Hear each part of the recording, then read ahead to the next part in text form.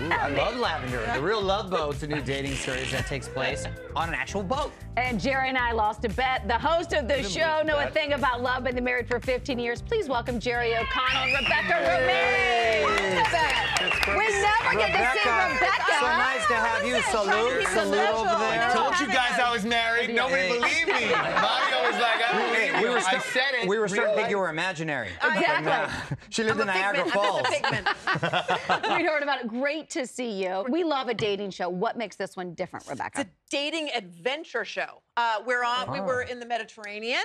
The locations are incredible. Every single port had an amazing place for us to do these adventures.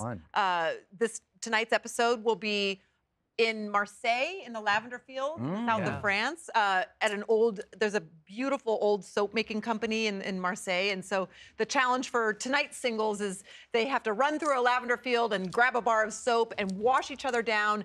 And the coin that they get to inside the bar of soap is the thing that gets them to the, it's a lot of soap. Yeah, it was very clean. They were very clean. Our contestants are very clean. I want to say the thing that's really different about the Real Love Boat is that it's something about being on a boat that just, it makes people connect. They have to form a connection. Well, you can't escape. You can't. You can't escape. Escape. You're forced to figure it out. I gotta imagine it had to be a very cool, fun, romantic experience for you two as well, not just the other couples, right? It was. We were on the cruise. We were there all the time. I loved being with Rebecca all the time, going to work, being in the same cabin, being together all the time. Like I said, you can't escape.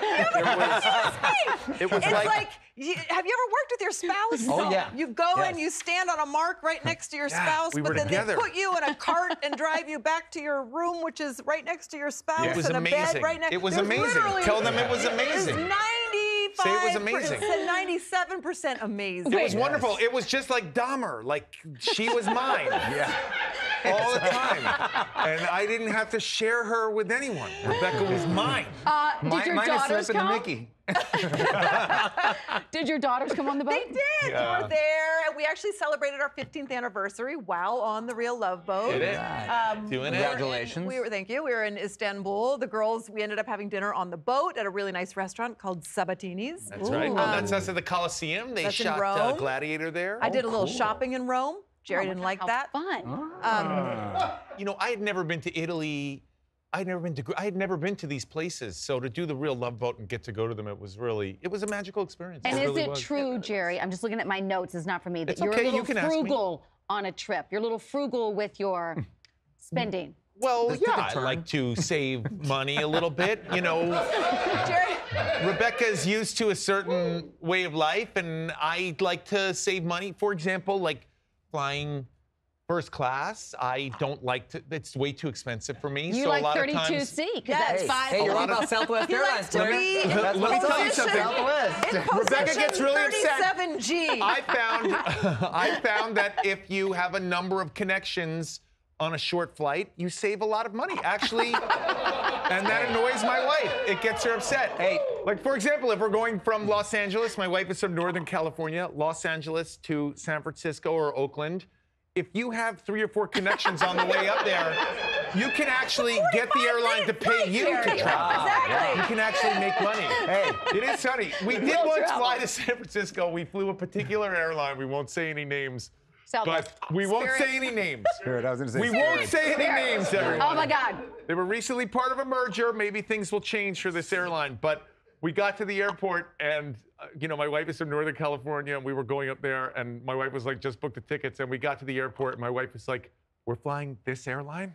And I was like, yeah. And my wife was like, this flight is never taking off. And we went to the desk, and I went, hey, when is this flight taking off? And they were like, well, what time is it supposed to be? And I was like, well, now. And they were like, it's going to be like 5 or 6 hours. For a 45-minute flight. You could have driven. You could have driven, yeah. For a 45-minute flight, we had to wait for 5 hours. So see, when you fly Frontier Airlines, And Rebecca's always like, I'm always trying to get clothes out of the bag because sometimes those bags are over 50 pounds. I like to weigh the bags before we go. And I'm like, get all these.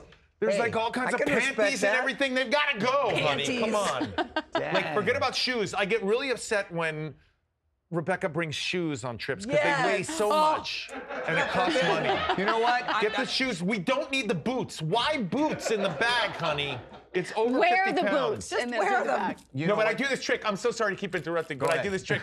I weigh myself, and then I hold my bag and I weigh myself. So then and the difference you can see. So I try to make sure we're under the 50 literally pounds. the first time I'm hearing this. Dang. I kind of respect that. Rebecca. Mario. How do you handle this, Rebecca? I go shopping. I earn my own living, and we got off that boat in Rome, and I beelined for those stores. It was the only You're time like pasta and I was shopping like, for Jerry, you wait here.